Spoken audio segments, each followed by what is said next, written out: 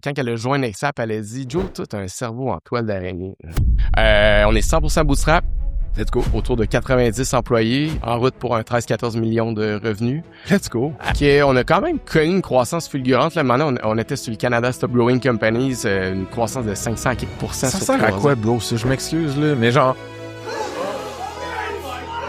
On a mangé nos bas là, pour le premier contrat, puis je me souviens encore d'être sur mon îlot de cuisine avec Walsh à Noël en train de coder la feature qu'on n'avait pas vue qui était derrière un bouton. Le dernier qui a fait vraiment mal, là, un client qui représentait plus de 30% de nos revenus, ça drop du jour au lendemain. Là, on parle de plusieurs millions. L'humilité, ça peut te jouer un tour là, si tu présentes pas ta compagnie sur son meilleur jour, là, finalement. Faut que tu jappes un peu. Un de nos compétiteurs a été acheté par Atlassian 1 milliard, juste avant les fêtes. Fait que là, tu te dis...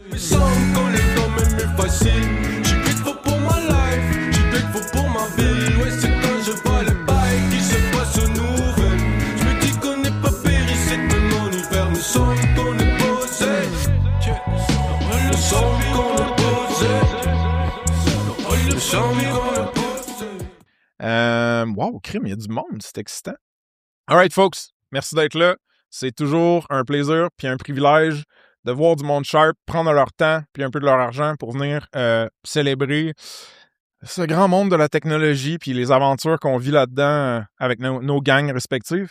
Avant qu'on commence, Joe, ça va être ton moment de 30 secondes awkward que faut que je dise merci à tous mes partners, right? C'est parfait. Fait que continue tes exercices de respiration.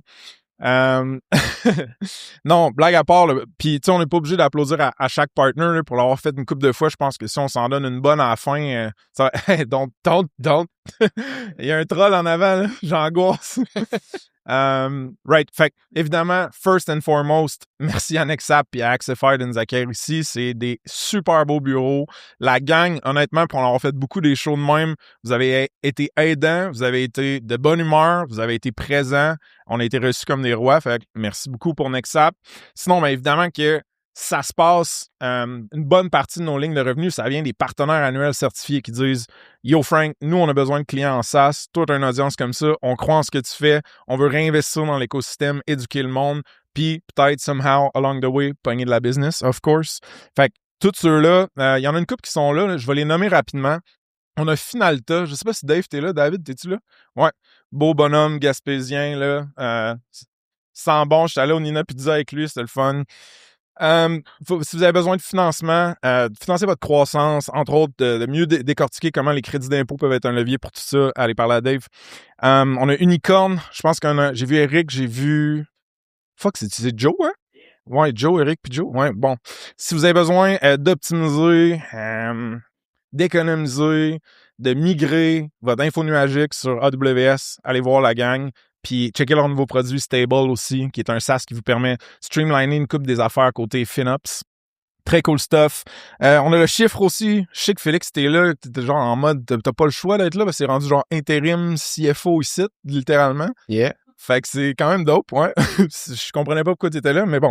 Le chiffre, le bras droit de l'entrepreneur tech, côté finance, côté comptable, tout ça. Léviat légal, je sais pas si on a du monde de Léviat à soir. Il y avait un gros event à Montréal aussi. Parfait, on verra si on les renouvelle l'année prochaine. Non, mais no jokes. Guy Falardeau, sa gang, c'est des perles. N'importe quel besoin légal, allez les voir. On a Baseline. Je sais pas si c'est du staff de Baseline qui s'est pointé. Des geeks, des PhD, des crinqués en intelligence artificielle, mais aussi en automatisation des processus d'affaires.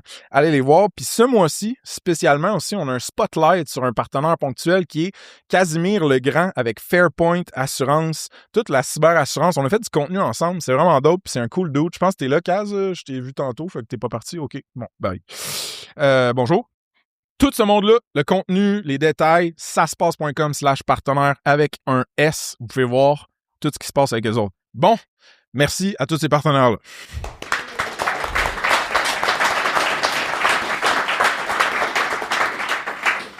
T'es-tu prêt, mon vieux? Pas le choix. Let's do it. All right. Fait que Joe, pour ceux qui te connaissent pas déjà, qui ont pas été exposés à l'histoire de Nexap, j'ai le goût que tu me fasses le classique pour mettre les bases. Ton nom, ton profil, puis le rôle, le chapeau que tu portes chez Nexap. Yes, donc Jonathan, président, cofondateur de Nexap et Axify.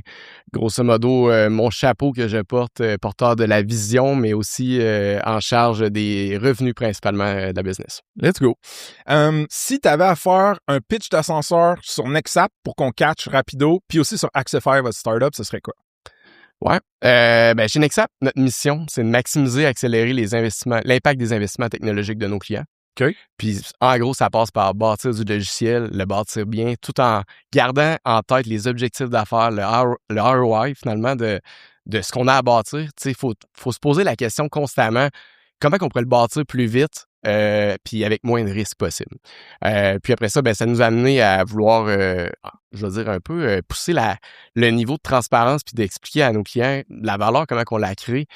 Derrière ça, il y a toutes des pratiques d'ingénierie. On a voulu amener notre savoir-faire dans un produit, XFI, une intelligence de livraison logicielle.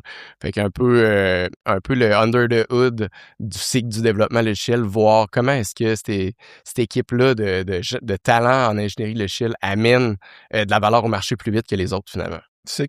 Puis là, pour avoir fait le tour du bureau puis avoir vu les différentes salles, les étages, etc., j'imagine que vous n'êtes pas côté ticoun là, en revenu, là, tu sais, que vous avez fait un beau bout de chemin.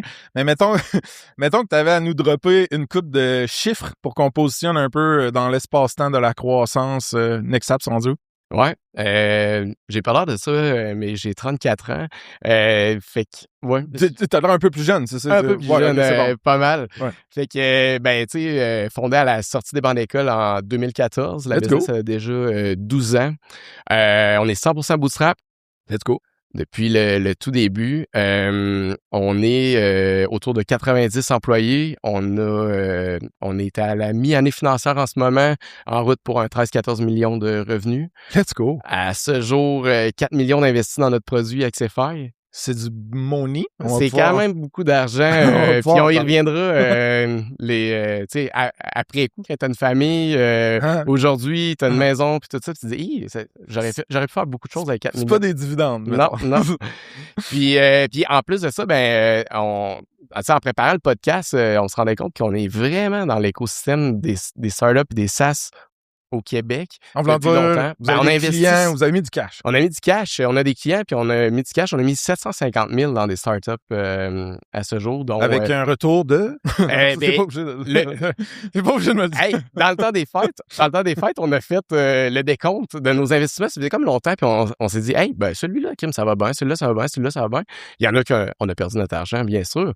Mais sur 3 startups qui vont bien, Stats Radio, G5, Medix, des beaux investissements que, à date, ça promet. Là, le retour. G5 qui est maintenant Elia. Yes. Sont-ils venus finalement, le monde de G5 ouais, Elia? Parce que j'ai su qu'il y avait le bureau à côté, puis j'aurais été déçu qu'ils ne soient pas là. Fait qu'au moins, c'est enregistré ma critique. C'est pas vrai, Anto, je m'excuse. Alright, man. Un des trucs intéressants à propos de toi, il y en a plusieurs, c'est un peu comme ton origin story. Parce que moi, je viens pas de la Beauce. Toi, tu viens de la Beauce. Puis le monde que je rencontre qui vient de la Beauce, ils ont comme une fibre pas juste entrepreneurial, parce que comme cliché, mais genre une qualité d'humain qui vient de là. Il y a plein d'entrepreneurs. Souvent, c'est du bon monde. La question que j'ai pour toi, c'est genre, pourquoi il y a une densité de founders puis de monde dans ce genre-là qui viennent de la Beauce? Ouais, j'ai creusé ça, puis très content de mon ami Jimmy Plante, que vous connaissez, de très Beauce. BIM1, BIMFLAG, très Beauce aussi. Puis, ça m'a inspiré, en fait, justement, d'essayer de décrire un peu qu'est-ce que ces beaucerons-là, finalement, de si différents. Il y a plusieurs facteurs, mais je dirais que c'est du monde vraiment travaillant. Mm-hmm. Ils ont le désir du travail bien fait. Ils ont aussi beaucoup d'audace, puis c'est des têtes de cochon. Tu sais, tu diras pas à un beauceron là, qui peut pas le faire, là, son projet de business et tout. Puis après ça, je suis remonté un peu plus loin aux origines. Moi, j'ai moins vécu ça, mais la Beauce, c'est à 1 heure de Québec, c'est à 1 heure des States. Puis, c'était comme une région assez éloignée pour être dans son petit écosystème, faire les choses à sa façon. Et avoir un peu l'opportunité de dire « Hey, on va exporter aux États-Unis ». Puis, en date d'aujourd'hui, il y a un écosystème mature en Beauce. Il y a l'École d'entrepreneurship de Beauce. Qui ne connaît pas Marc Dutil? D'ailleurs, Canam, là, c'est Canada America, genre le nom de la compagnie. Fait en vue d'exporter et tout. Et, c'est ça. Tu sais, aujourd'hui, un bel écosystème mature.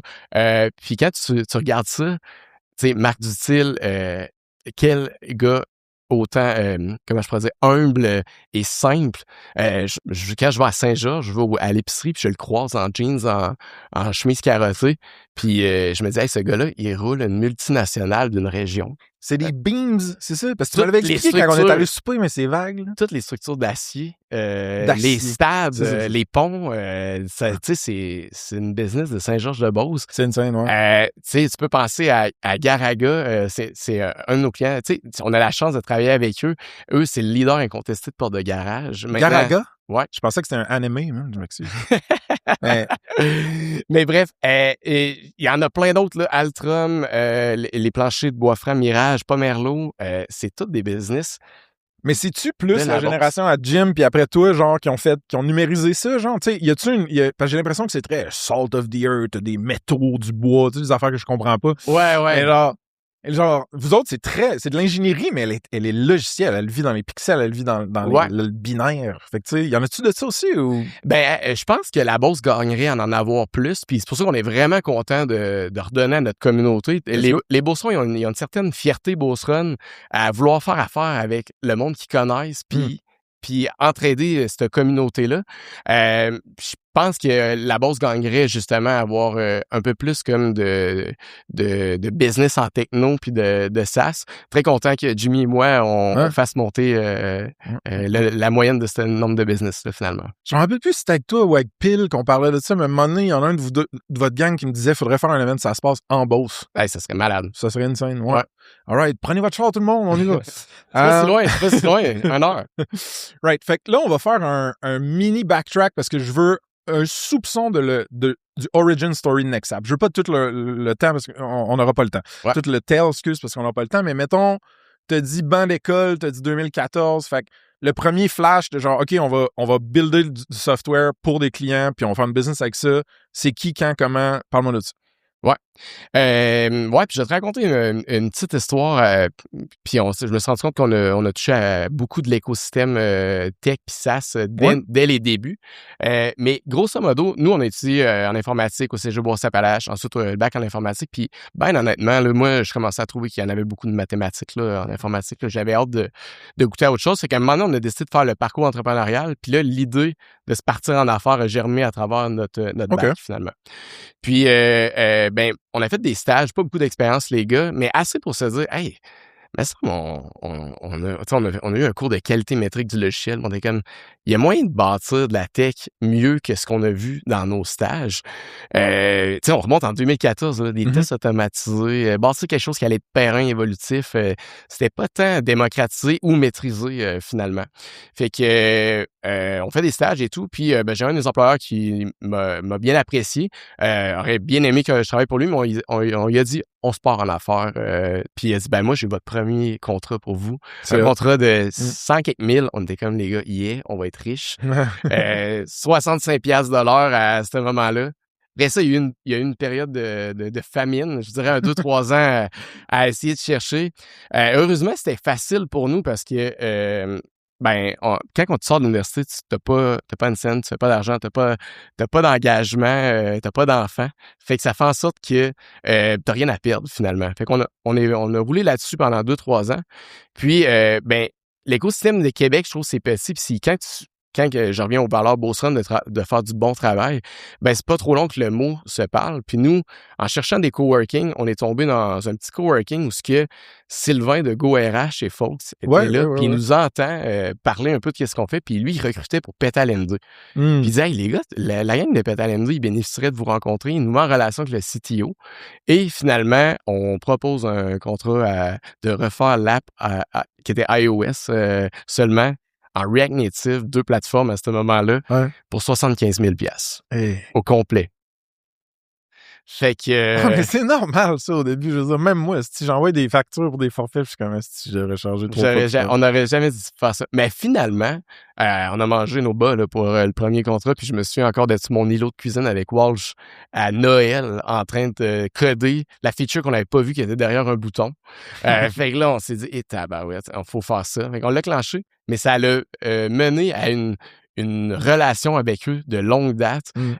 Puis j'ai travaillé avec des premiers employés qui aujourd'hui ont des startups comme Francis Robichaud de Line. Chris, oui. Ouais, on a travaillé avec lui et lui était en charge de la vision produit et tout. Ouais. Puis on a travaillé des années avec eux. Puis ça a défini la suite de Nexap où ce que les contrats qui ont suivi, c'était ça aussi, des relations de longue date, finalement. Puis, il y a aussi un ADN un peu startup, tu sais. Genre, tu travailles pour un Pétale MD, c'est pas comme si tu travailles pour un Bell, right? C'est pas le même type, c'est pas le même DNA de client. Puis c'est drôle que tu parles de coworking, je double-clique vite, mais genre, c'est Eric, justement, de Unicorn, qui me disait, tu sais, nous, man, on cherchait un bureau, on est allé dans un coworking, puis genre, il y a de la business qui est juste magiquement arrivée parce qu'il y a d'autres business qui connaissent d'autres mondes, puis ça te fait une genre d'effervescence du même lieu. Fait que c'est cool de voir que c'est un pattern qui revient dans les origin stories. Ouais. OK, puis fais-moi un delta entre le genre de client puis de mandat que vous aviez early on. Puis là, aujourd'hui, mettons, un mandat de Nexap, genre un gros truc que vous êtes fiers, ça peut ressembler à quoi? Ouais. On est quand même chanceux. Des gros trucs, là, on a eu quand même tôt. Puis tu sais, je pense à Jimmy qui est parti BIM1, BIMTrack, puis qui s'est fait acquérir par New Pharma. Aujourd'hui, 11 ans plus tard, c'est encore notre client, puis tu sais, ils en ont investi des millions là, avec nous autres. Là. Let's go. Fait que ça, c'est vraiment cool. Mais ce qui a vraiment changé entre aujourd'hui puis back in the days, c'est que back in the days, on était vraiment plus axé sur l'ingénierie, la qualité logicielle. Puis là, on s'est rendu compte que c'est bien là, de bâtir un bon produit, là, mais comme faut que le produit réponde vraiment à des objectifs d'affaires qui ramènent un retour sur investissement intéressant. Fait que de fil en aiguille, on est devenu meilleur en stratégie produit. Puis là, aujourd'hui, je trouve qu'on a atteint un sommet intéressant où ce que la business est rodée pour créer de la valeur pour le client puis le plus vite possible avec des petites itérations, là, finalement. Ouais. Fait que c'est là qu'on se démarque aujourd'hui versus à l'époque où ce que, le client nous guidait là, sur les objectifs d'affaires, puis nous, on exécutait finalement un peu plus. Là. Puis comment... Tu sais, moi, j'ai été exposé à genre vendre du service chez Spectrum, mettons. Parce qu'à l'époque, Snip, c'était incubé chez Spectrum, puis c'était vraiment... On avait une belle relation et tout, mais Spectrum, c'était une compagnie, mettons, roughly d'une 20aine de personnes. C'est encore une excellente boîte de services qui fonctionne et tout. Mais genre, le brand de Spectrum était tellement fort, puis le referral loop des clients satisfaits était tellement fort qu'il n'y avait pas besoin de staff dédié à la commercialisation parce que les gars étaient contents avec une size comme ça, saine pour eux autres. T'sais. Toi, pour connaître une couple de personnes dans ton staff puis voir comment tu te structures, il y a quand même des efforts de commercialisation pour vendre du service. Ouais. Puis ce qui m'intéresse, c'est genre, qu'est-ce que tu trouves tough de vendre du service d'ingénierie de cette qualité-là, logiciel, aujourd'hui, genre, au Québec? Ouais, ça fait pas si longtemps que ça qu'on a une équipe rodée. Là, ça fait... tu sais, on a commencé à investir en vente marketing un petit peu plus que 3 ans, mais comme plus sérieusement, il 2 ans, là, où ce que là, vraiment, l'embauche de ma directrice des ventes, directeur marketing et puis une équipe de directeur de compte et tout. Puis là, on s'est dit, hey, c'est cool, là, on a monté une business à 8-9 millions basée sur le bouche-oreille uniquement, des belles années. Ouais. C'était comme Pierre-Luc puis moi, là, avec nos contacts, puis finalement, la longévité de nos clients qui faisait grandir la business. C'est le rêve du bootstrapper, pas mal. Là. Ouais, puis... Mais là, vous, l'ambition était plus que ça. L'ambition était plus que ça, mais la réalité, là, c'est qu'on a vécu des claques sa gueule solide là, à se fier sur le bouche-oreille. Là. À un moment donné, quand il y a un client il décide qu'il coupe son budget, puis tu sais, nous, il n'y a pas d'attache, là, dans le fond. L'attache, c'est, hey, on va faire du bon travail, fait que ça va te donner le goût de continuer avec nous, finalement. On a vécu 2-3 cycles, dont le dernier qui a fait vraiment mal, là, un client qui représentait plus de 30% de nos revenus, ça drop du jour au lendemain, là, on parle de plusieurs millions. Tu sais, ça, t'as plus le goût de revivre ça, puis tu veux une business qui est plus prédictible, puis tu veux... Ça passe par la force de commercialisation, ça passe par... amener... On est ton pipeline. Ouais, exactement. Là. Dans le fond, là, nous, on le voit, on le regarde, puis on suit les activités de vente. Il y a tout un process qui fait que maintenant, à la place d'essayer de trouver l'éclipse solaire, là, on sème des graines jusqu'à temps que, dans le fond, on va la générer, notre opportunité. Là. Très cool. All right, folks. Le Spotlight partenaire du mois, c'est Desjardins Caisse des technologies, l'institution financière qui comprend le SaaS et la tech. Parce que quand tu travailles en tech, ton parcours financier, il ne rentre pas vraiment dans une case. Tu passes de salarié à consultant à founder, tu jongles avec des stock options, des fois tu as des mois à zéro, ou là tu as un closing qui rentre tout d'un coup. Les banquiers traditionnels, ils capotent devant ça. Mais l'équipe de la Caisse des technologies Desjardins, eux autres, ils parlent le langage SAS, MRR, Cap Table, peu importe. Fait que t'as pas besoin de leur expliquer le modèle d'affaires pendant 45 minutes avant de pouvoir parler d'un prêt. Ce qu'ils offrent concrètement, du financement non dilutif pour pouvoir garder ton cap table intact, un accompagnement adapté aux revenus variables, un réseau de partenaires, donc fiscalistes, accélérateurs et plus, qui connaissent ton industrie, des avantages côté assurance pour les professionnels en tech. Que tu sois founder, early employee ou juste un ou une professionnelle en tech qui navigue entre ces statuts-là, ces gens-là chez Desjardins sont équipés pour te dealer avec ta réalité. On a d'ailleurs tourné une capsule Spotlight vraiment le fun avec eux ce mois-ci. Le lien est dans les show notes. Check them out sur saspace.com/partenaire avec un S ou directement sur caissetech.com/offre-saspace. caissetech.com/offre-saspace pour leur offre dédiée pour l'audience de Saspace. OK? De retour au pod. Est-ce que, parce que là, tu as dit, OK, mettons, on perd une vache à lait ou du moins un gros client important, c'est 30% de notre revenu, mettons, on fait, wow, shit, genre, ça serait le fun d'avoir un petit peu plus de prédictabilité dans notre pipeline, notre revenu. Une manière de faire ça, c'est de structurer une commercial team comme tu as fait, puis tout, puis c'est très cool. Une autre manière de faire ça, c'est de développer du produit avec un abonnement récurrent. Ouais. Transition. Fait que, c'est-tu dans ces moments-là que vous avez commencé à penser à Axify, mettons? La réalité, c'est qu'on a quand même connu une croissance fulgurante. Là, maintenant, on était sur le Canada Stop Growing Companies, une croissance de 500 à quelques %. Ça sert à quoi, bro? Je m'excuse, là. Mais genre, non, mais je trouve tout le temps ça cool, mais genre, je me suis dit, moi, j'ai jamais fait ça. Je ferai jamais ça, mais ça sert-tu à quoi, mettons? Ben, ça sert à prédire tes ventes, être in top of mind. Tu sais, dans le fond, si tu veux rayonner, avoir un positionnement, une notoriété, c'est contradictoire parce que, tu sais, tantôt, je t'ai dit, les boursiers, on est des personnes qui valuent beaucoup l'humilité. Ouais. Fait que là, dans le fond, l'humilité, ça peut te jouer un tour là, si tu présentes pas ta compagnie sur son meilleur jour, là, finalement. Faut que tu jappes un peu. T'as pas le choix, là, je pense, là, parce que c'est ça. Je pense qu'il y a moyen de le faire d'une belle façon quand même. Là, oui, 100%. Mais ouais. Mais tout ça pour dire, on a grandi vite, puis on avait un désir de garder le même niveau de qualité dans nos projets. Puis dans notre offre, où ce qu'on se démarquait beaucoup, c'est le co-développement. Parce que, tu sais, entre faire du placement de ressources pur traditionnel, puis faire des projets clés en main, ben nous, on était comme in the middle. C'est comme, hey, on va bâtir des équipes, on va garder l'ownership du succès du client puis du succès de l'équipe, la performance de l'équipe. Ben là, on voulait pousser cette transparence-là à un autre niveau parce que nos clients, ils connaissaient l'engineering finalement, là. Fait que pourquoi finalement j'investirais dans Nexap au lieu de me bâtir ma propre équipe, finalement. Fait que là, nous, ce qui était difficile, c'est comment on va justifier qu'on va générer plus de valeur que de t'embaucher ta première équipe. Fait que là, c'est là qu'a émergé l'idée de dire, hey, on va essayer de trouver une façon de communiquer notre savoir-faire à travers un produit. Puis en même temps, nos clients, on veut les rendre autonomes. Puis ben, le produit, ça pourrait les mener vers là, finalement, de mieux comprendre son engineering, de mieux comprendre qu'est-ce que je peux faire pour réduire le temps de livraison puis la mise en marché de mon produit. Fait que le thinking stratégique par rapport à Axify, c'est genre, nous, on veut avoir les métriques, les views, les process qui prouvent à quel point qu'on va shipper puis qu'on va avoir de la valeur pour vous. Puis le double dip stratégique, c'est genre, ben, mec, on s'en aide de notre co-développement, peut-être bien que vous allez utiliser le produit en plus, vous autres. Genre. Exactement. C'était ça l'idée. 4 millions plus tard. Il y a eu des pivots, on va pouvoir en parler. Tu sais, on a une poignée de clients, là, une dizaine de clients, mais comme c'est pas assez pour payback le 4 millions encore. Mais vous y croyez encore. Parce que, tu sais, vous êtes pas des...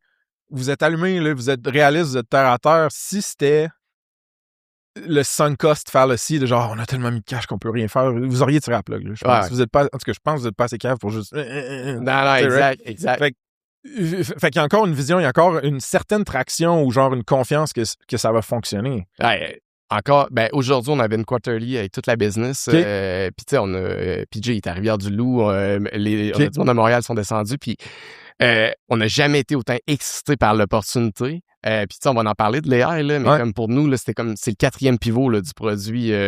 On s'en va vers là, mais plus que jamais, on y croit en ce moment. Puis l'investissement qu'on a fait, malgré que les résultats en termes de revenus sont pas à notre goût encore, ben il y a des belles affaires qui se passent en termes de sign-up de plusieurs leads de partout dans le monde, du trafic web et tout. Fait que là, le 4 millions que je disais, hey, que ça arrêtait quoi de me donner en dividende. Tu sais, quand t'as des enfants, puis que t'as une maison maintenant, puis là, tu sais, comme on dirait, plus tu vieillis, plus que les goûts se raffinent. Se raffinent. Ben oui. Ben oui. Fait que là, tu penses à ça. Mais, tu sais, à l'époque, tu sais, on était naïfs et tout, puis tu sais, on avait le goût de bâtir du produit. On trouvait ça... on trouvait que c'était un beau défi. Puis on valorisait beaucoup les gens qui l'avaient réussi. Fait que, aujourd'hui, les signaux qu'on a de plus, ben, tu sais, ça continue de t'amener à rester naïf, d'y croire. Puis une belle naïveté parce que j'en parlais encore avec Simon Debain, qui se met comme aviseur, là, puis c'est comme, hey, c'est tough, là. Tu sais, réussir un produit, il est comme moi, je l'ai réussi 2 fois, là, mais comme, serais-tu capable de le réussir une autre fois? Puis, je suis pas sûr, finalement, là.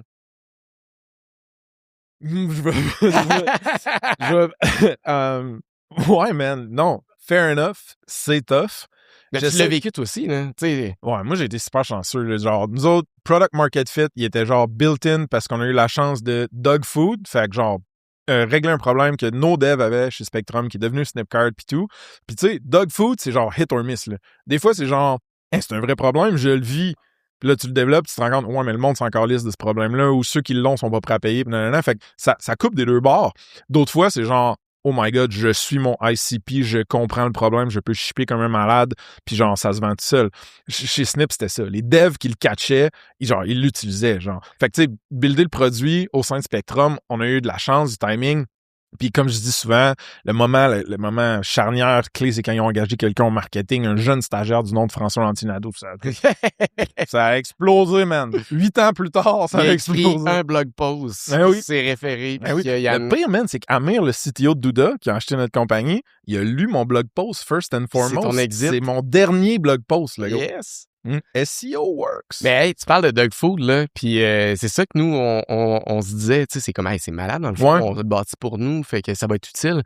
Mais tu sais, il y a eu 4 pivots de ce produit-là parce que, justement, là, c'est un piège des fois aussi, là, de bâtir le produit pour soi. T'es comme, hey, on va, dans le temps qu'il y avait des Scrum Masters dans nos équipes, c'est comme, hey, on va, ça va être le Scrum Master intelligent, notre produit. Puis là, finalement, plus de Scrum Master après ça. Là, tu sais, le produit évolue, là, tu closes un client, là, finalement, ses besoins sont pas les mêmes que Nexap Service, qui est une shop de service quand eux, ils bâtissent du produit. Fait que là, le produit, il répond plus tant à Nexap, finalement. Fait que là, bref, on a chancelé d'un bord puis de l'autre, finalement, pour arriver à revenir à la base qui est, tu sais, réussir un bon produit, il faut que tu solves un problème. Puis, je pense qu'il faut que tu le solves de manière simple, finalement. Après ça, la game est dans le product market fit, là, on s'entend. Là, c'est même quand tu penses que tu l'as, je pense qu'il faut que tu continues de travailler à le raffiner puis à l'améliorer. Puis t'as-tu l'impression que vous aviez un edge ou que vous avez encore un edge avec votre réseau, votre banque de clients, que genre, ça peut être des bêta-testeurs, ça peut être des early adopters, ou vous tapez pas nécessairement là-dedans pour pas brûler ça avec Nexap? Comment tu penses à ça? Hein? Oui, on en a eu. Justement, ça nous a permis d'apprendre. Puis il y en a que ça fait encore. Il y en a qu'on se dit, ben finalement, c'était un apprentissage, mais comme... Tu sais, c'est le problème qu'on veut régler avec Accessify, il est très large, là, puis complexe. Explique-le donc, ouais. J'ai l'impression qu'on l'a même pas fait comme il faut. Hein. Ben, tu sais, grosso modo, c'est que, tu sais, livrer du logiciel, là, il y a plein de facteurs qui font en sorte que tu vas réussir à le faire bien. Quand on passe à la course, tu sais, t'as Strava, tu vas regarder ton rythme cardiaque, ton pace, le temps que ça va prendre pour arriver à destination. Mais dans le logiciel, là, tu sais, t'as quoi, là? T'as des story points, t'as des... des fois, ils sont made up un peu. Oui, des estimés. T'es comme... Puis là, l'agilité a comme créé des raisons de pas livrer, finalement. Puis, tu sais, fait que là, le monde a été habitué à se faire... Puis là, en plus, ajoute à ça là, des scandales comme ça clique, là, que tu fais comme, tabarnak, ça coûte donc bien cher. C'est rien comme pour aider à avoir confiance que ça se fait bâtir bien du logiciel. Fait que le problème, là, c'est que c'est ça, c'est qu'on n'a pas une visibilité. T'as pas un dashboard comme dans HubSpot sur tes pipelines tout. Fait qu'on s'est dit, ça n'a pas de bon sens. Puis finalement, en creusant un peu, il y en existe des benchmarks dans l'industrie, les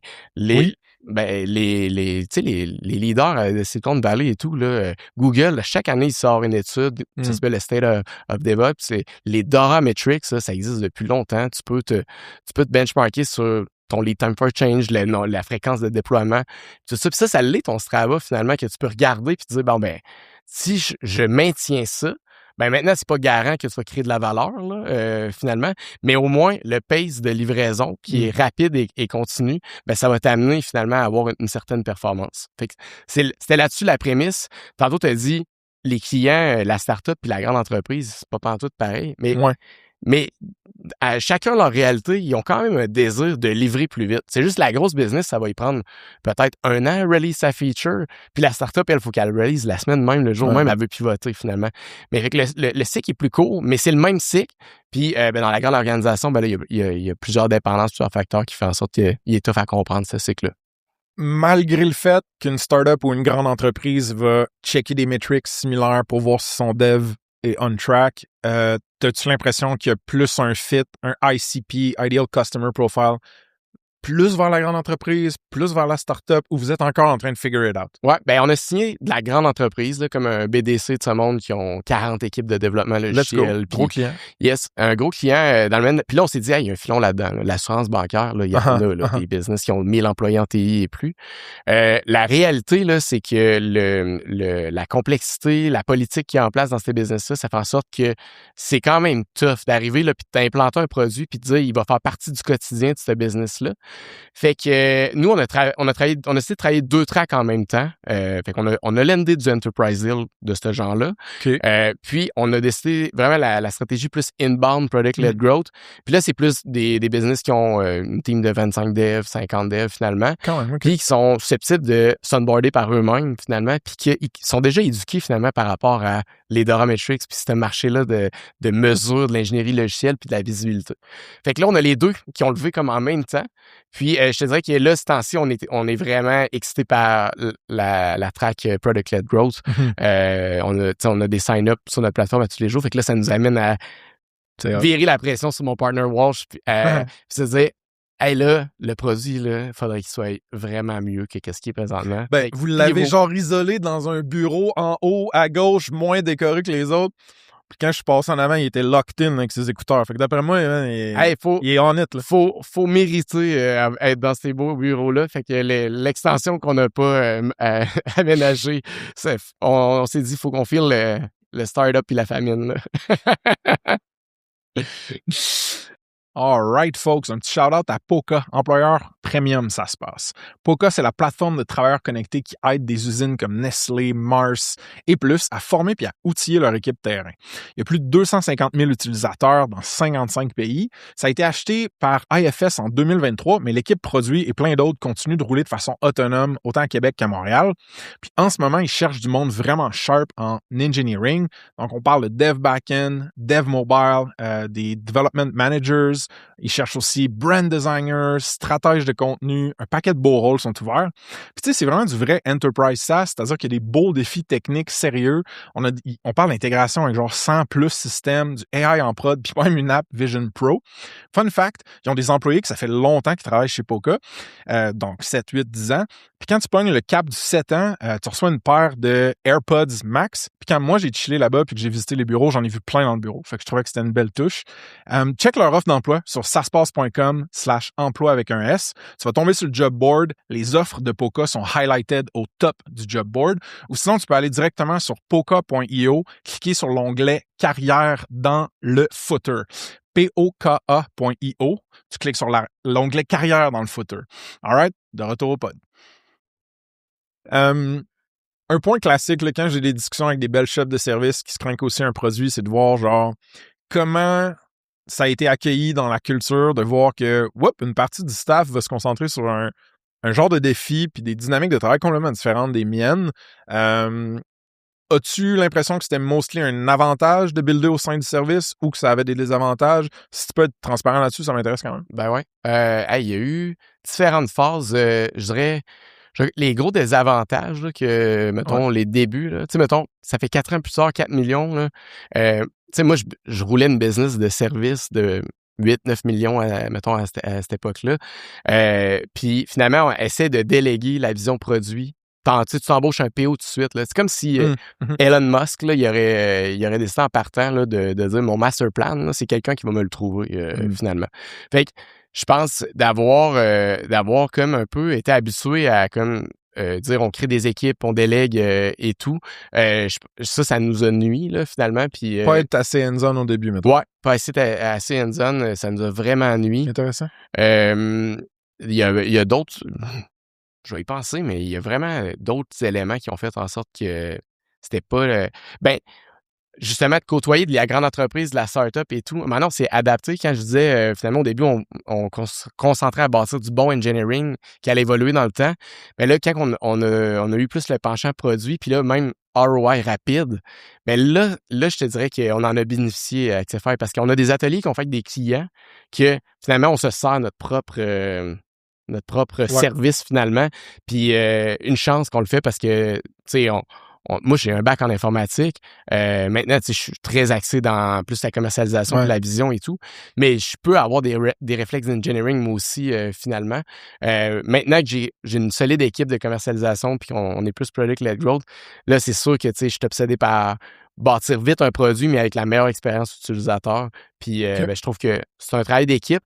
Puis avec l'arrivée de l'AI, c'est encore plus important, ce facteur-là, là, de dire que l'expérience utilisateur ne repose pas juste sur un PO, finalement, ou un designer UI UX. Puis mettons qu'il y a du monde qui écoute ça, puis on essaie de rendre un conseil super pratico-pratique pour eux autres. Le staff à l'interne que tu dédies au produit, est-ce que tu as décidé de le dédier à 100% dans Axify puis il touche pas au service? Est-ce que c'est des équipes qui s'interchangent? Comment tu as vécu ça, genre? Ouais, puis ça, je sais pas combien de monde nous ont dit de pas lancer un produit à l'intérieur d'une business de service parce que c'était deux modèles d'affaires différents. Vous n'allez pas être capable de bâtir un produit juste avec le bench. Ben nous, en partant, on a décidé que c'était sérieux. On dédiait une équipe de dev puis on la préservait, cette équipe-là. C'est bon. Là où on a pu bénéficier de Nexap, c'est des nouveaux employés qui s'onboardaient chez Nexap. Le premier projet qu'on pouvait les placer dessus, c'était Axify, c'était facile.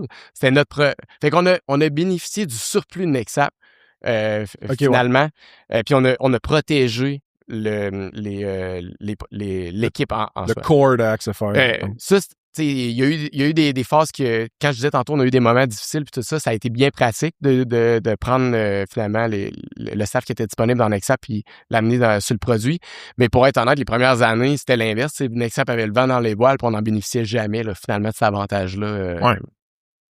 Puis, mettons qu'on shift, on continue de parler un peu de startups, mais dans une autre dynamique. Vous en avez eu des clients, plein de clients startups. Là, je pense à Azimut Lab, mettons que vous avez fait du codev avec. Voyons. Mag-Laurence, bonjour. Je voulais dire bonjour à Mag-Laurence Péranto. Yes. Parce que c'est la première fois que je la vois en vrai, fait que je suis très content. À part ça, j'ai fait une mauvaise blague, fait que là, faut que je me remette dans le bain. Parfait, man! Les startups! Comment, quand tu vois un cool client startup qui passe, comment tu décides si hey man, on est prêt à investir du cash au-delà de juste nos services d'engineering. Comment tu décides, peut-être je veux de l'équité de cette startup-là, genre parce que c'est arrivé dans votre parcours. Oui, il y a eu une dizaine d'opportunités, si c'est pas 20, là, des clients qui sont venus nous voir. Soit qui ont commencé à travailler avec nous, ou soit que le fait qu'ils allaient vouloir travailler avec nous, c'était que nous, on s'investisse avec eux dans ce projet-là.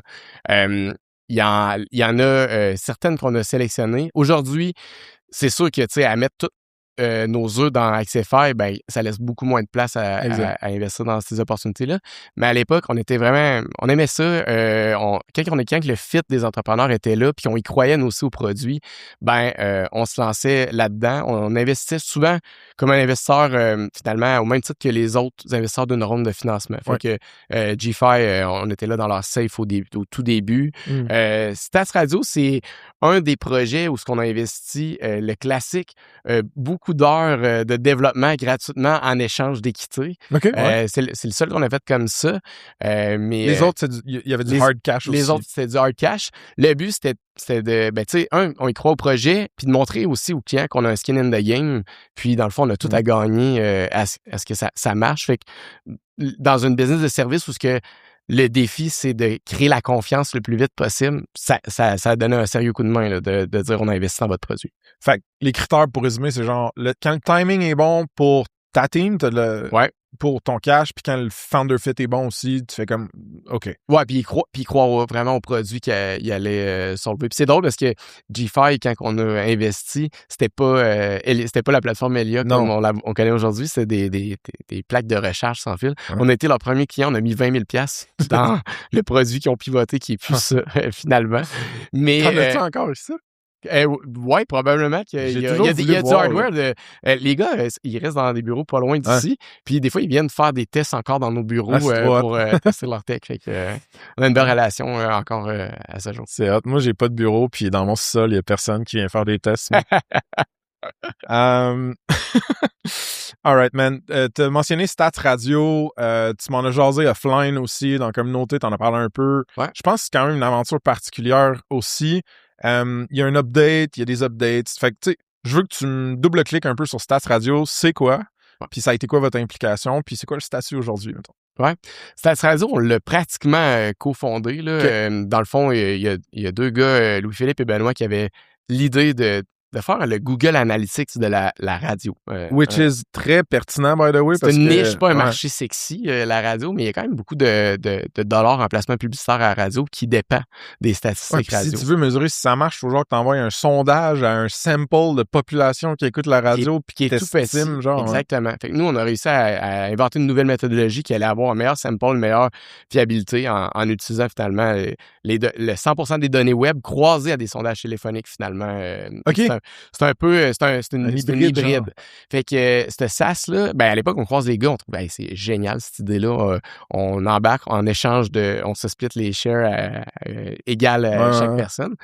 Et on part l'aventure, on lève une ronde de financement avec des anges investisseurs, on burn tout l'argent dans tech puis pas dans commercialisation. On réussit à relever de l'argent, Nexap pas de l'argent. On vit des défis d'actionnaires. On rachète un des associés finalement. Ran out of cash. On se dit, bon, qu'est-ce qu'on fait? On diminue la team au minimum. Le CEO avec un gars part-time plus Nexap qui fournit quelques heures pour supporter la plateforme. Puis là, il en passe des années. Là, juste années. En comme maintenance. En maintenance.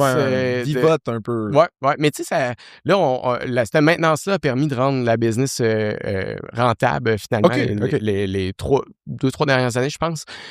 Puis là, coup de théâtre. T'sais, on est là depuis un bon bout. On a une opportunité, un gros joueur qui a le goût d'embarquer avec nous avec notre tech, un contrat d'1,4 million. Let's go! Puis là, mon partner Pile avec le CEO de Stats Radio, ils ont signé ça deux semaines.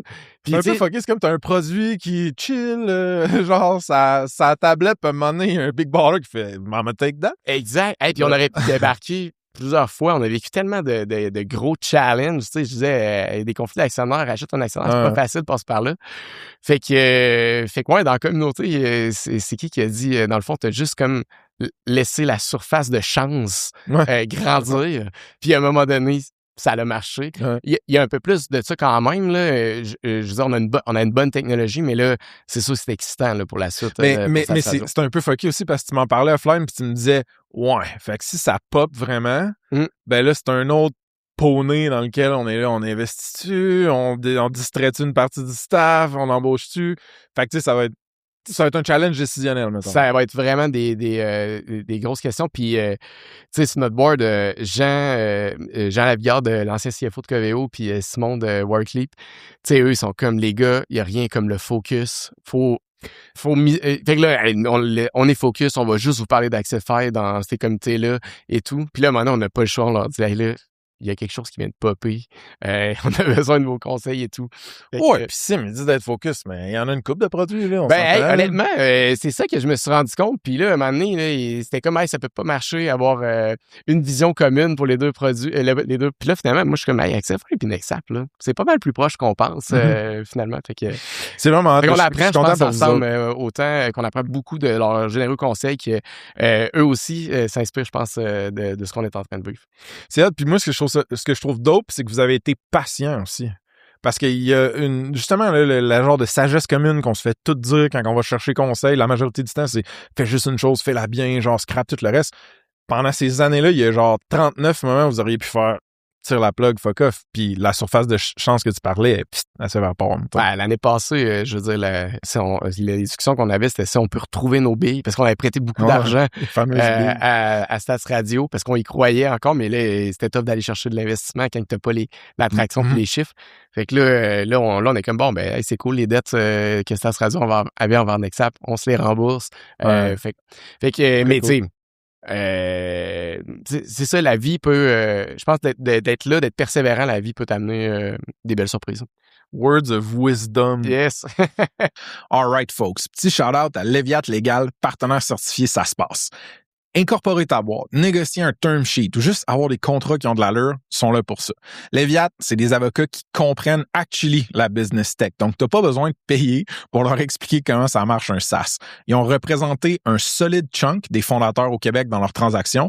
Plusieurs de ces founders-là qui sont d'ailleurs venus sur le pod. Puis les reviews sont 5-star, baby. Check them out sur saspace.com/partenaire avec un S. Tu peux aussi écouter l'épisode 142 avec Guillaume Falardeau, le fondateur. OK? De retour au pod. Parlant de wisdom, j'ai le goût qu'on parle des co-founders un peu, parce que vous êtes combien exactement? On est 3 actionnaires majoritaires, puis on a 3 associés minoritaires. OK, c'est ça. Fait que quand même, au niveau décisionnel puis skin in the game, il y a du monde à mess, right? Ouais.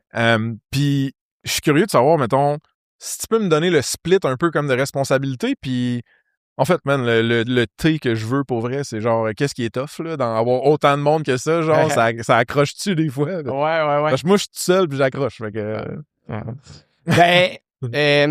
Je vais caricaturer mes partners, là. Ouais, let's go! Il me semble que ça serait drôle, mais tu sais, mettons, Walsh, c'est le gars le plus brillant qui pose les meilleures questions, mais que ça va prendre une douche ou une nuit de sommeil pour qu'il te réponde à ta question de ton enjeu. Il faut que tu sois patient, là, finalement, là, pour avoir le juice de son cerveau. Là. Fait qu'encore aujourd'hui, moi qui ai le goût d'être dans l'action, d'aller vite, ça me travaille, là, mais...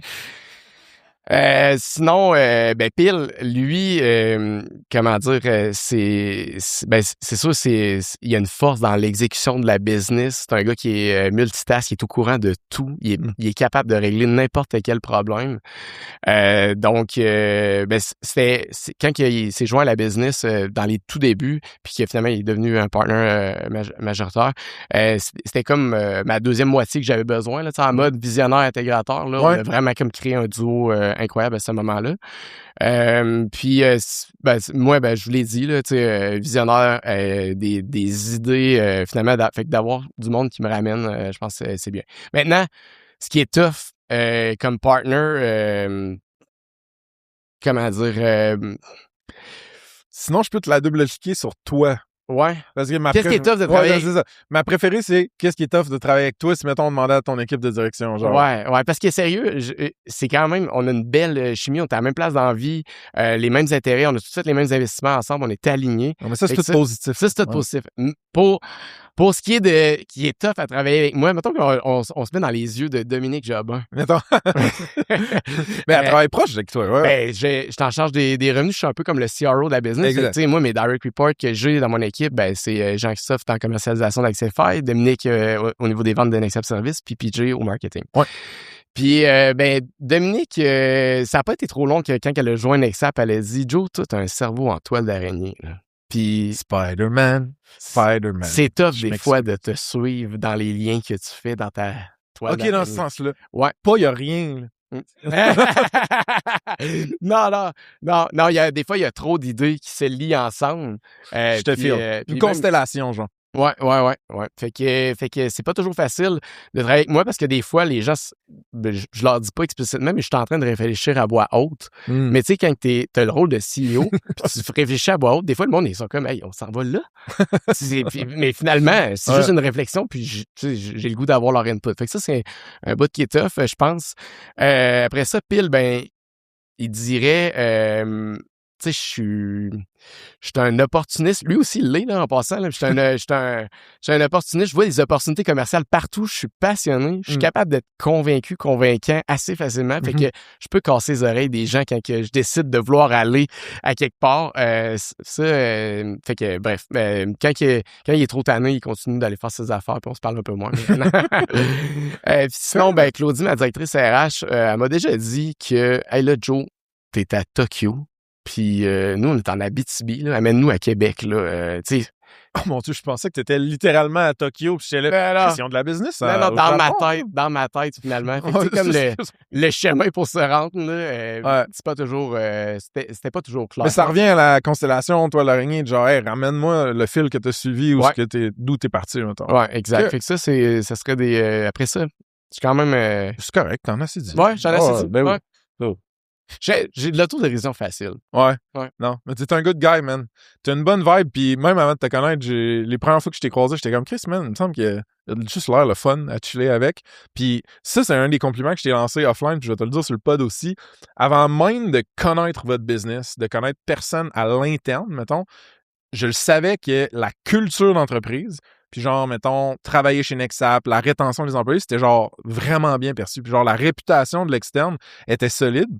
Puis je me rappelle même, il y a un de mes chums que il avait fait un passage chez vous, tu sais, j'avais fait une passe à la palette puis tout, puis il trouvait que c'était une épique compagnie, mais genre, comment tu fais, man, pour builder une culture d'entreprise qui est sticky, puis qui fait que genre, le monde y reste, puis que t'as pas un taux de roulement de cave, parce que en tech, man, tu sais, là, le marché de l'emploi est un peu différent, là, mais genre, pendant des bouts, ça roulait au petit, pas mal, mettons. Ouais, on s'arrachait les talents, puis c'était la course à... Les talents s'arrachaient eux-mêmes là, pour aller voir ailleurs, tu sais, genre... Ouais, exact.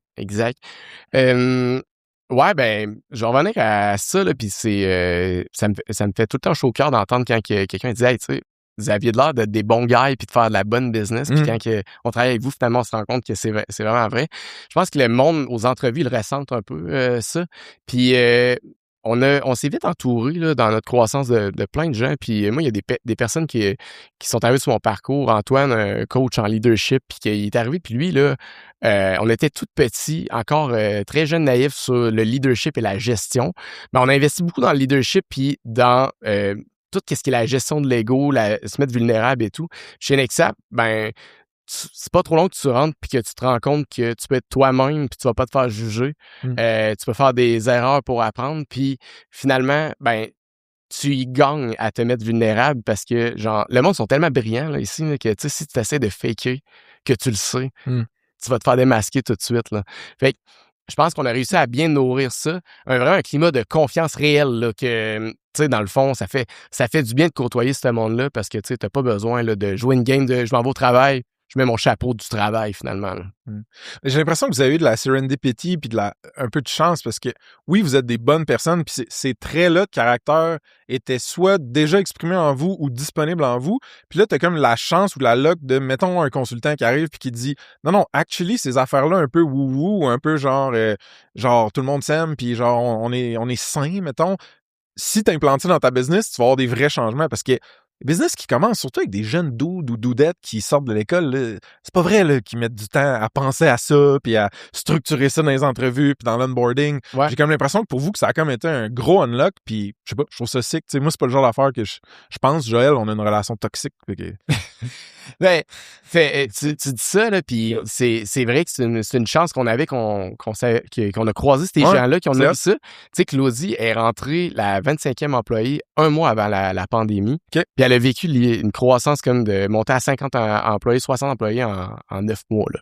Puis elle est arrivée, on lui a dit « Hey, nous, sérieux, les HR, on commence à avoir de la misère. Là, fait qu'on te fait confiance, let's go. » C'est pas. Puis là, encore aujourd'hui, tu sais, je pense qu'elle a du plaisir, puis c'est pas pour rien qu'elle est associée, c'est parce que elle a son terrain de jeu, puis on lui fait confiance, puis ces pépites d'or-là qui sont arrivées sur notre chemin, des personnes qu'on a croisées, comme ils ont nourri ça, puis elle, ça fitait très bien avec ses valeurs. Fait que, tu sais, ajoute des gens qui pensent comme ça autour de toi, comme ça peut juste s'amplifier finalement. Ouais, très cool, man.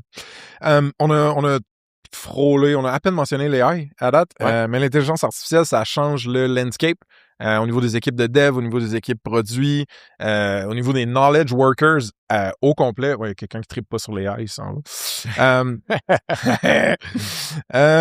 Fait que je suis curieux de voir, toi, mettons, à l'interne, niveau dev, niveau QA, design, whatever it is, comment ça a bougé, ça a évolué? J'ai genre interviewé un de tes devs tantôt, on était juste moi puis lui, puis j'étais comme « Ah, qu'est-ce que c'est ça? » Puis j'étais comme « OK, ouais, ils sont sharp. » Genre, ils sont pas... Fait que ouais, si tu veux me parler de ça un peu. Ah, ben je suis content que t'aies ressenti ça. Ben, tu sais, on a tardé, là, on a regardé un peu ce qui se passait avec l'AI, puis, tu sais, on était très engineering et tout. Puis, à un moment donné, on s'est rendu compte que, OK, l'AI, là, ça va être une game d'intégrer de l'AI puis de l'amener dans les mains des utilisateurs. Fait, hey, c'est ce qu'on fait déjà. Dans le fond, on s'ajoute un moyen de plus, comme quand le cloud est arrivé puis il y avait plein de services à maîtriser. Ben, l'AI, c'était la même chose. Maintenant, ben c'est ça. Qu'est-ce que ça change pour nos devs? Ben là, ça amène à maîtriser tous ces services-là. Puis c'était nouvelles technologies, nouveaux paradigmes-là. Je parle des devs, mais les PO, les designers, même chose. Fait que ça l'a vraiment chamboulé. Puis à un moment donné, on s'est rendu compte qu'on était comme, OK, hey, Nexap, on a été reconnu pour nos pratiques d'ingénierie. Ben là, on va s'en faire un objectif annuel d'être reconnu pour l'intégration de l'IA dans nos pratiques d'ingénierie. Ça, c'est l'objectif de l'année. De l'ingénierie, tu sais. Oui, exactement. Merge, fait que quand on a fait ça, là, ça a kickstarté la chose. Fait que c'est comme si on venait de dénoncer le positionnement clair qu'on voulait dans le business. Puis c'était comme, on s'en va vers là, on y croit. Maintenant, tu sais, on le voit, là, la techno, elle est là, elle est performante. Fait que ça a amené plein de belles choses, là. Tu sais, à un moment donné, l'ingénierie logicielle, ça devenait de plus en plus complexe. Puis je pense commencer des nouveaux projets avec nous, ben le threshold minimum pour investir dans un projet, ça commençait déjà à être assez élevé. En bas de 200 000, c'était tough de faire de quoi. Ouais, je te file. Ouais. Maintenant, avec l'AI, on est capable de faire des projets pour moins de 100 000 $. Puis c'est capoter la valeur que ça peut générer pour la business. Puis t'as-tu senti, parce que j'ai plein de conversations avec plein de founders, puis genre, il y a différents niveaux de résistance à l'adoption du agentic coding, par exemple, puis l'intégration de l'AI dans les pratiques de coding. T'as-tu senti ça? T'as-tu filé ça? Ouais. Et comment tu deals avec ça? Il y a plein de monde qui sont comme, man, c'est pas nécessairement comprendre l'AI qui est tough, c'est gérer le changement au sein de ma business, genre. Fait ouais. Ben, on en parle tout le temps, puis justement, je pense que le rôle des ressources humaines, je peux jouer beaucoup là-dedans, là, en mode stratégique, là, dans le fond. Là. Tu sais, les HR, c'est aussi la transformation organisationnelle, là, finalement. Fait que je pense que de ce côté-là, il y a un travail à faire conjoint. Maintenant, tu sais, la réticence au changement, c'est naturel là, chez l'humain. Là, fait que tout le monde l'a un peu. En techno, tu n'as pas le choix de la mettre rapidement de côté, sinon tu vas devenir outdated. Ouais. Fait qu'on a vécu un peu de résistance. Une anecdote qui a fait comme une grosse différence dans notre business, ça a été des meetings stratégiques, nous-mêmes, nos comités de direction, de commencer, soit tu commences avec soit une bonne nouvelle, tu fais un tour de table et tout. Ouais. Mais là, nous, on s'est mis à partager quelque chose qu'on a fait de nice avec les AI à chaque fois qu'on commençait un meeting. Ouais. Fait que là, propage les anecdotes dans ta business. Et voilà. Puis là, genre, hey, OK, là, lui, là, il se tape plus ça à la main, c'est malade. Là, tu commences à te sentir un peu niaiseux, là, comme de pas l'embarquer puis de l'utiliser. Fait que je pense que de propager les anecdotes 100%. Avec un système un peu pensé, il y a moyen de faire quelque chose. J'ai écrit là-dessus, même récemment, l'infolette sort littéralement demain, mais dans l'infolette, j'ai appelé ça les unlock moments.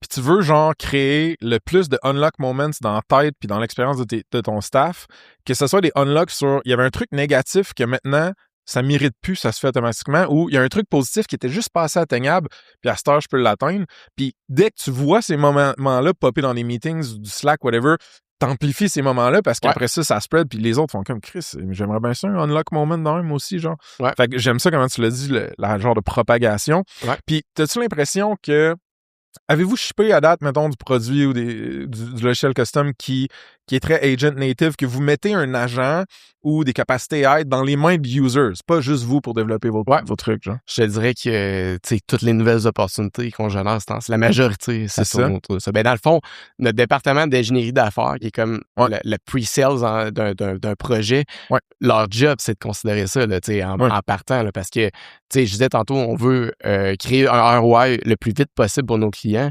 Ben, si tu considères pas ce que les agents peuvent te fournir, ben comme tu vas passer à côté de quelque chose. Fait que, tu sais, le projet d'Azimut Lab, c'est un projet d'AI aussi, mais comme après ça, on en a un beau là, qu'on est en train de livrer avec Viprotech. Puis le pivot d'Accefire, il est en train de se faire purement sur de bâtir un logiciel AI native, finalement. J'ai hâte de voir ça, man. Ouais, honnêtement, ça va être excitant. Tu sais, au lieu de montrer des dashboards puis des métriques, on va vraiment plus aller vers les pains que les clients vivent dans leur équipe de développement, puis les insights que ça prend pour les régler. Puis ça, ben, tu sais, t'avais pas ça avant d'accessible de dire les insights que tu vas fournir, ils vont être bons, puis t'as pas besoin d'investir des millions dans un modèle, finalement, parce que finalement, les gros joueurs l'ont fait pour nous. En ce moment, la course est insane, là, des milliards qui investissent. Là. Fair, man, c'est intéressant. À un moment donné, il va bien falloir que tu nous fasses une démo d'Accefire, man. Ouais, ben la nouvelle mouture d'Accefire là, qu'on est en train de bâtir là, pour mars, honnêtement, ça va être excitant. Dans le fond, on va tackle 2 problèmes. On va, en ce moment, là, les équipes de dev, ils ont le faux mot pour accélérer l'adoption puis l'impact de l'AI. 100%. Fait que là, nous, on le vit, là, on veut que toutes nos équipes accélèrent l'adoption du développement logiciel assisté par l'AI. Fait que tous les coding assistants, les agents et tout. Puis, ben ça, c'est un besoin qu'on voit dans le marché. Fait que Accefire va répondre à ça. T'sais, c'est correct de vouloir accélérer l'utilisation de ces outils-là, mais si tu as un bottleneck, finalement, qui va pas être optimisé dans ta chaîne de valeur, ben comme l'AI, là, c'est un amplificateur. C'est un amplificateur des forces puis faiblesses de ton organisation. Fait que si t'as pas les bonnes bases, tu vas amplifier les faiblesses, finalement. Fait que ça, il y a une réelle opportunité pour nous à cet endroit-là. On est vraiment excités de lancer cette nouvelle feature-là. J'ai hâte de voir ça, dude. All right, folks. Un petit shout-out à Finalta Capital, partenaire certifié, ça se passe. Tes crédits d'impôt, c'est du beau cash, mais attendre le remboursement pendant des mois, ça te ralentit big time. Finalta, c'est du financement non dilutif qui te permet de transformer tes crédits d'impôt en liquidité tout de suite, avec des décaissements qui peuvent arriver avant même que tes dépenses soient faites. C'est particulièrement pertinent si tu as au-dessus ou environ 250 000 en crédit annuel puis que tu veux prolonger ton renoué sans te diluer ou juste soutenir ta croissance. Plusieurs SaaS du Québec font déjà affaire avec Finalta. Check them out sur saspace.com/partenaire avec un S. OK? De retour au pod. On s'en va vers notre closing tranquillement, puis on pourra prendre une couple de questions. Ça va bien, man. Une couple de questions ensuite. Yes. Mettons, on a parlé d'AI, on a parlé d'investir des millions en startups, d'investir dans des startups, d'avoir une famille, tu sais, les dividendes versus la business, tout ça. Ouais. Y a-tu, quand on regarde les prochaines années qui s'en viennent, que ce soit d'un point de vue professionnel ou personnel, y a-tu des trucs qui t'empêchent de dormir ou qui te trottent dans la tête un peu plus que d'autres, mettons? Ouais. Ben, prenons Nexap. L'arrivée de l'AI, c'est un chamboulement de notre modèle d'affaires. On est une business de service. On facture des heures. Puis là, on est capable de facturer beaucoup moins d'heures pour générer beaucoup plus de valeur.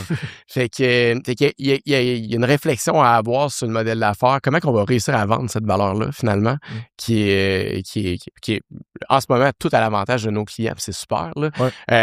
Puis après ça, tous les coûts, la facture des outils d'AI à l'interne, là, elle a triplé là, le dernier mois. Fait que mais tu sais, on est content parce que c'est ça sur quoi qu'on mise. Fait qu'il y a ça qui m'empêche un peu. J'ai pas la réponse encore aujourd'hui. Ouais, sinon, pour Accefire, ben, tu sais, on a investi 4 millions dans un produit. Tu sais, il faut que ça rapporte là, prochainement. Puis la compétition a investi. Tu sais, quand on a lancé Accefire, la catégorie Software Engineering Intelligence, ça n'existait pas, ce Gartner. Tu sais, c'était comme nouveau. Puis là, depuis 2021-2022, ben, il y a du monde qui ont levé 100 millions. Il y a un de nos compétiteurs a été acheté par Atlassian 1 milliard, juste avant les fêtes. Fait que là, tu te dis, Criff, c'est hot. Il y a de l'argent autour de ce problème-là. Mais maintenant, comment qu'on va tirer notre épingle du jeu avec ces joueurs-là qui ont levé des millions? C'est un beau défi, mon vieux. Ouais. Puis non, mais je le pense, c'était pas ironique ou whatever. Man. Oh, fuck. Puis qu'est-ce qui t'excite le plus, mettons? Que ce soit pour Nexap ou Accefire. Ouais, ben Accefire, j'en ai parlé, là. Qu'est-ce qui m'excite le plus, je pense? Nexap, c'est la maturité de la business en date d'aujourd'hui. Le monde qu'on a qui sont capables de la leader. Ça me permet d'avoir un peu plus de focus sur le produit. Maintenant, je me sens comme au début de Nexap, tu sais, quand j'étais naïf sur let's go, on s'en va, on va bâtir une maison pour faire 1 million de chiffre d'affaires, puis après ça, 5 millions, 10 millions. Là, c'est comme, hey, on fait juste commencer à s'amuser. Ce business-là, elle a encore beaucoup à scaler. Puis en préservant la qualité parce que on a des bons process, on a du bon monde. Fait que c'est vraiment, vraiment excitant là, pour la suite. Je te dirais que là, on est en bonne santé en ce moment, puis on savoure cette santé-là.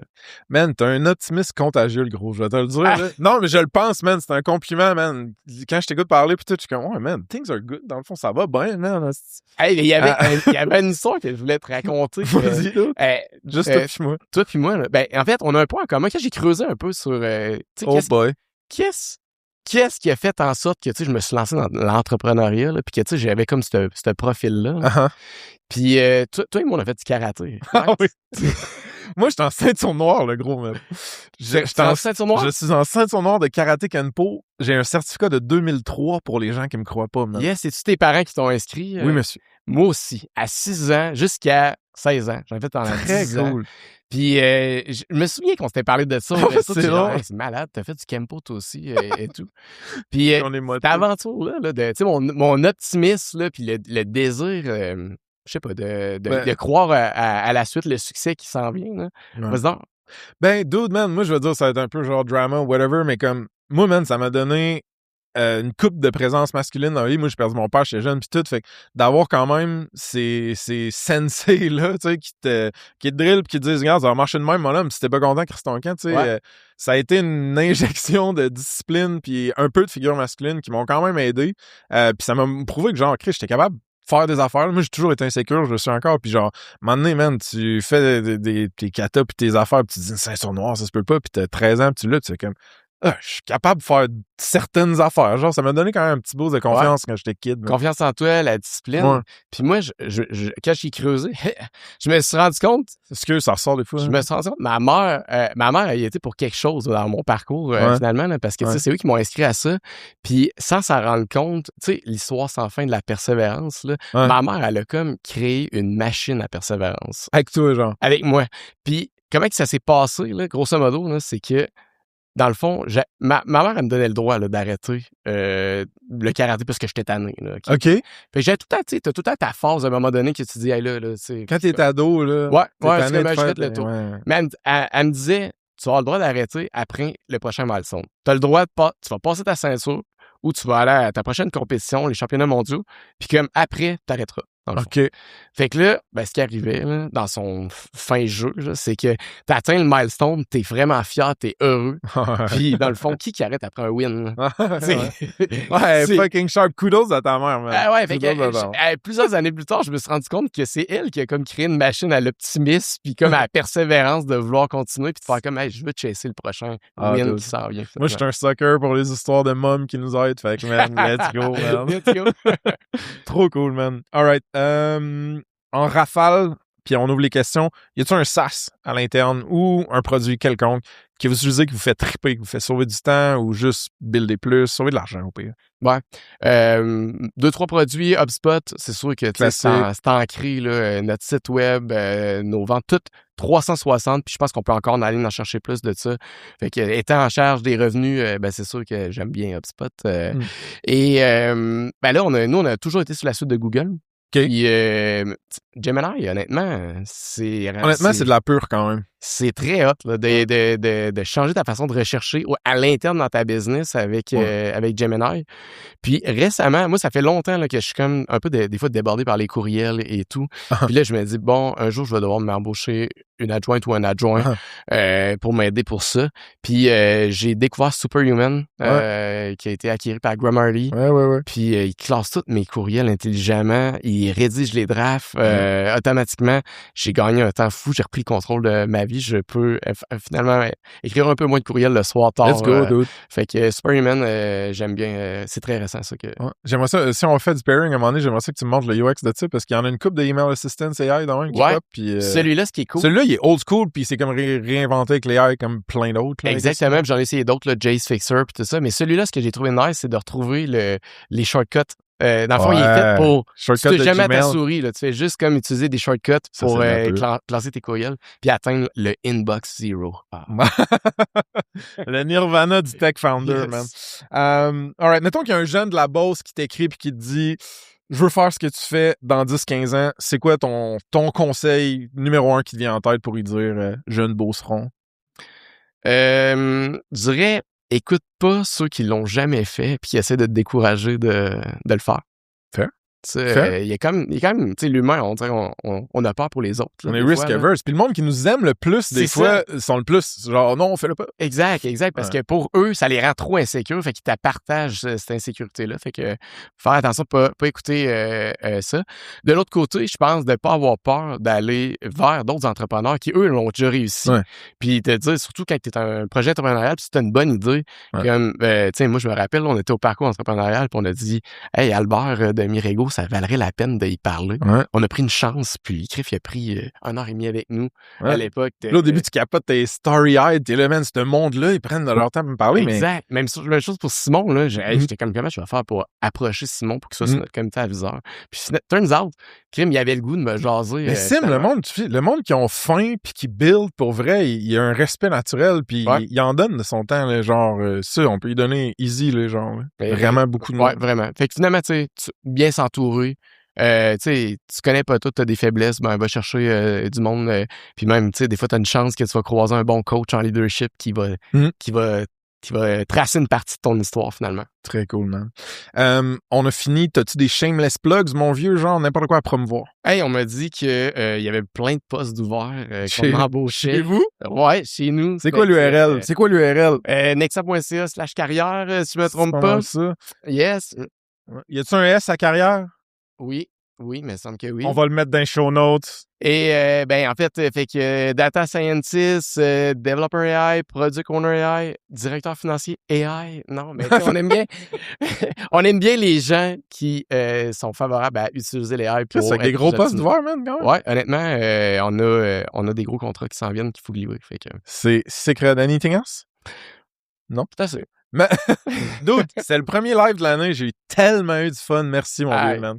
Merci beaucoup, man. Merci à toi.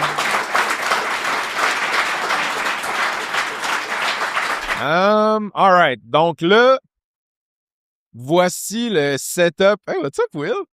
Ça va, mon vieux? Je t'ai comme vu parce que c'était debout. Excuse de mettre le spot, c'est toi. All right. Fait qu'on a un mic là avec une lumière. Dites votre nom, la compagnie que vous représentez. Racontez-nous pas votre tendre enfance. Une question straight to the point. Puis on va en prendre une coupe. Puis après ça, on va aller continuer de célébrer et s'aimer. J'ai des carons. Ben là, j'ai le goût de dropper ma compagnie de hardware, Rolance, ROLANCA.com. Let's go. Mais mes questions sont plus au niveau de la tech. Puis merci, hein, Frank, c'est le meilleur spectacle biz tech d'humour que t'as en ville là, à Québec. Merci, c'est manif. Question de cheveux.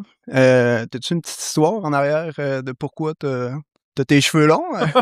Ah, c'est bon. Oui, on l'apprend. OK, on va y aller dans le perso. Moi, ça fait plusieurs années que j'étais avec ma blonde, qu'on est mariés, puis elle aime ça, les cheveux longs. Fait que... Et voilà, le lion! J'ai fait plaisir. Mes enfants ont les mêmes cheveux. On a dit, on voulait que je détache la crinière. Ben, dude, moi, si Émile filme encore... Ça l'applaudit assez fort, je le ferai. Ah, c'est cool, man! On applaudit ça, c'est fort pour qu'il détache sa crinière. Ouais, quand même, là! Qu'est-ce qu'on a là? Oh, pelay! Ouais, c'est frisé. Il y a du stock, il y a des cheveux. Le roi de la jungle, le gros, man! Est-ce que je suis jaloux, man, avec ma vieille calvitie, man? J'aimerais ça d'en donner de ces cheveux-là parce que les avoir détachés fait chaud. Ouais, man. Un beau mari, un beau dad. C'est genre la meilleure question. T'en as-tu une tech? Ou... Ouais, j'ai une question plus... juste une, idéalement. Yes, s'il te plaît.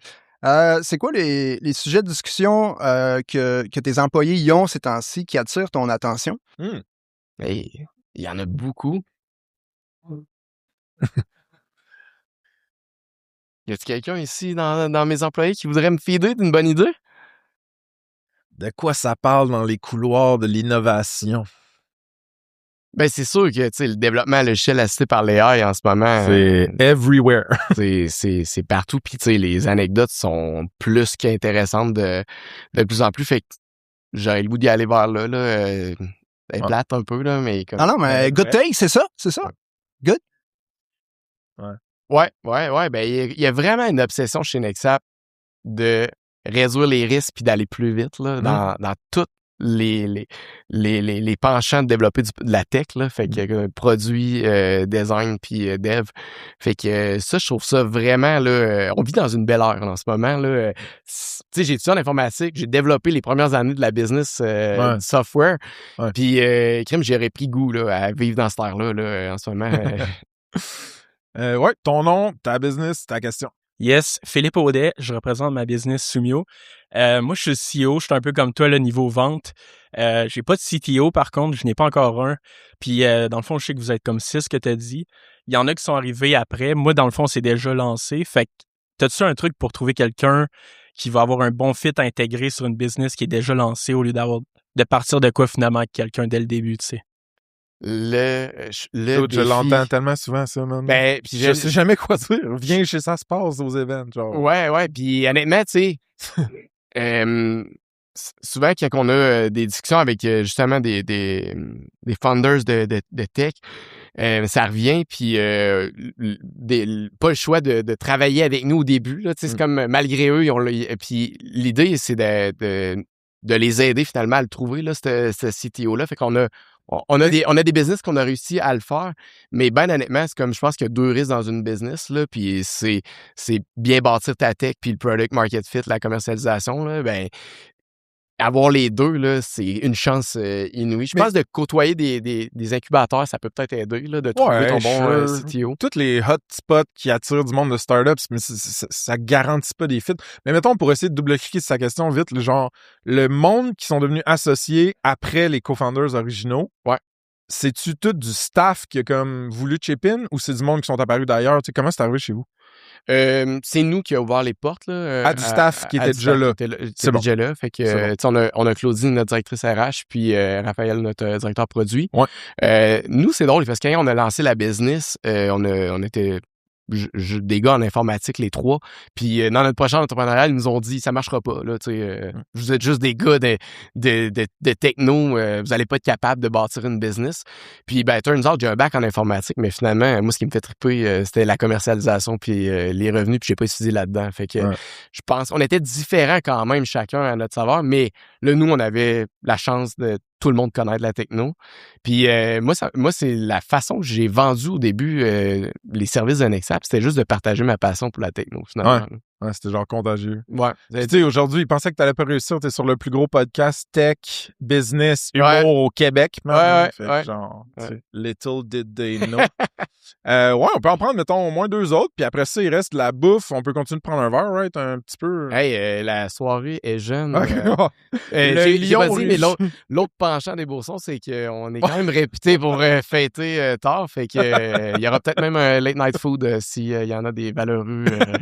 C'est bon. Guerrier. Salut guys, Raph de chez Wisera. Avec la rapidité des avancées technologiques, comment vous faites pour rester à l'affût de tout ce qui sort de toutes les plateformes?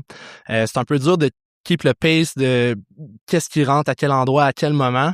Puis peut-être que vu que vous êtes spécialisé là-dedans, vous avez des outils quelconques, des rappels sur quelques sites internet ou quoi que ce soit pour rester à l'affût puis on top of the game. J'aimerais savoir un peu là. Ouais. Tu sais, ça fait partie de l'ADN de Nexap, là, de faire la différence par l'ingénierie logicielle. Puis, tu sais, on a une gang de passionnés qui nous sortent des idées. Maintenant, quand on a structuré notre commercialisation, on a créé l'ingénierie d'affaires. Puis l'ingénierie d'affaires, c'est des gens de business puis de tech, dans le fond. Fait que ils ont une partie de leur rôle, c'est de faire cette veille-là, là, de regarder c'est quoi la techno qui est disponible dans le marché et tout. Fait qu'on a vraiment comme réussi à isoler des cerveaux. On est allé chercher des gens qui étaient forts en AI, justement, pour être capable d'amener la connaissance qu'on avait. Puis souvent, ce monde-là, dans le monde qu'on est, là, tu sais, ils en mangent le soir, ils vont lire là-dessus, ils vont écouter des podcasts. Donc, je pense d'embaucher les bonnes personnes qui sont passionnées, c'est une des sources. Veux-tu que j'essaie de répondre, moi aussi, voir? Nice, Mettons que j'essaie de mettre une spin un peu plus comme pratico-pratique sur ce que moi je fais. Moi, je suis une compagnie qui s'appelle Every. Every, c'est un média, un studio de développement de produits AI native, puis une consultation, mettons, pour AI pour les big enterprises. L'équipe là-bas, ils restent at the edge de tous les modèles qui sortent. Ils font des vibe checks des tests de chaque nouvelle version de modèle. Puis quand eux adoptent des nouvelles pratiques d'engineering dans leur team qui sont AI assisted, ils sortent des plugins sur GitHub, ils en parlent sur Twitter, ils font des podcasts là-dessus. Honnêtement, c'est des machines, puis sont vraiment inspirants. Il y a un modèle hybride que j'adore, que j'aimerais peut-être émuler. Fait que Every, mettons, check ça. Sinon, moi, ce que je fais, là, mon Twitter, il sert juste à ça, dans le fond. Je suis une couple de monde. Tu sais, je suis le fil d'Ariane de genre, OK, t'as ce founder-là d'Every, il cite, mettons, un autre dude qui a développé, mettons, Ralph Wiggum, le truc de loop automatique avec Claude Code, je suis cet autre dude-là. Puis de temps en temps, j'ouvre X, Twitter, je bookmark les trucs qui parlent de Claude Code parce que c'est juste là-dessus que je suis ces temps-ci, mettons. Puis de temps en temps, je starte une session Claude Code, je dis, va voir toutes mes bookmarks sur Twitter, dis-moi qu'est-ce qui s'applique à moi, qu'est-ce que je devrais apprendre, qu'est-ce que je devrais changer. Puis il y a même un duo récemment qui a sorti une skill Claude Code, si je ne m'abuse, qui s'appelle /last 30 days ou last 30. Puis ça fait le agent work d'aller trouver toutes les nouveautés qui sont sorties puis qui te les présentent. Fait que ça, c'est genre mon semi-pro tip, mettons. Solide. Let's go. On prend-tu une dernière ou bien on va festoyer, vivre, respirer? Y en a-tu une dernière? Non? Oui? Bon, ben, hey, ça va être un énorme merci à tous. Merci. Merci.